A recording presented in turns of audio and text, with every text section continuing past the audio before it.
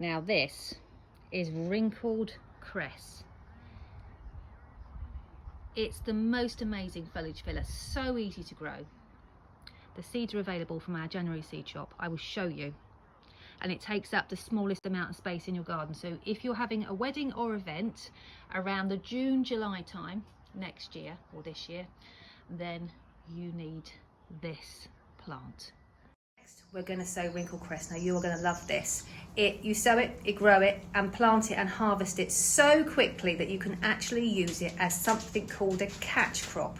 Catch crop means using a plant in a space in the garden that's actually earmarked for something else, but that something else takes longer to grow. So remember the snapdragons that we sowed at the beginning of the season? I usually use the Wrinkled Cress as a catch crop to go in that slot before those snapdragons are ready. So I will literally harvest all of the Wrinkled Cress, and on the very next day those snapdragons will then be ready to be planted and take their place, which means you haven't got a square inch in your garden that's not being used. You're intrigued now, aren't you? Let me play you a video. This is the Wrinkled Cress. Look, it's nearly ready. So what I'm going to do is, this is taking up a gap in the snapdragon bed. Can you see? So I'm going to hold back some plants. So as soon as the Wrinkled Cress is over, you could put a dahlia in here if you wanted to, but as soon as it's over, I think I'm just going to plug it with some snapdragons, which are in big enough pots, so they're basically the same size as that's in the bed already. So I'm just harvesting this gorgeous Wrinkled Cress. Look at that. And it's left this square, it's 47 centimetres square, in the flower frame. So what I'm going to do is, these are snapdragons. These were late winter, early spring sown, and I've got some more in pots that have been waiting for a gap in the beds and borders. So I'm going to plant them now, and then you'll never know that the Wrinkled Cress was ever here. Bed flip complete. They'll soon fill out. Now they've got this extra space, and they'll look exactly like these ones here.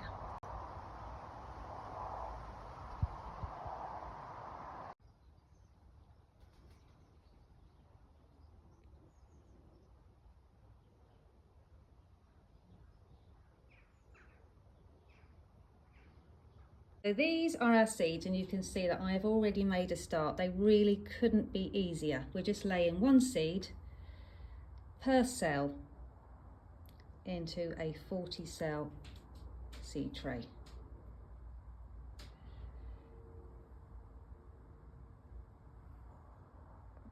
There we go. Don't forget your label, and I'm going to put the rest of the seeds back in the foil so I could do another sowing later on if I want to. There we go.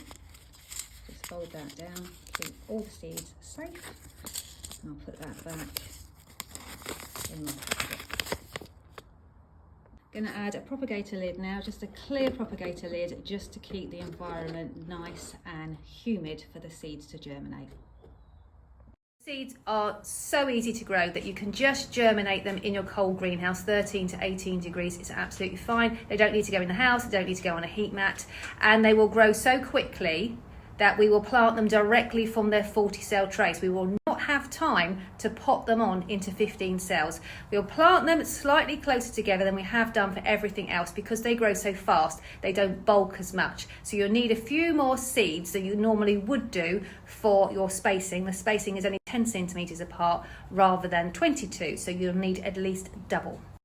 Oh goodness, the Wrinkled Cress is coming along really well, isn't it? Be able to get that hardened off and out in the garden soon.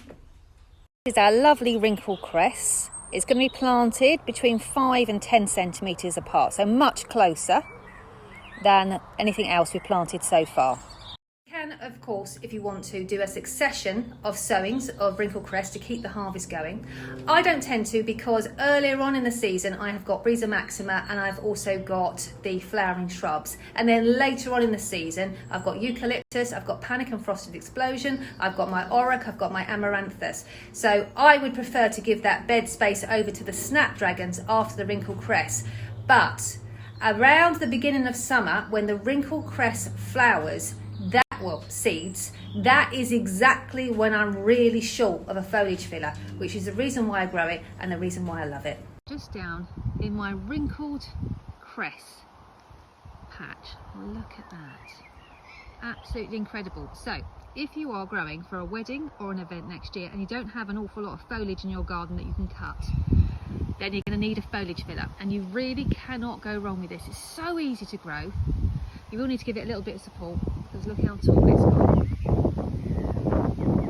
There are just 13 stems of wrinkled cress here, and I've got a tiny patch just behind me. That's about an eighth of a bed, so you can really pack quite a lot in to a very small space. So these are the stocks and the wrinkled cress.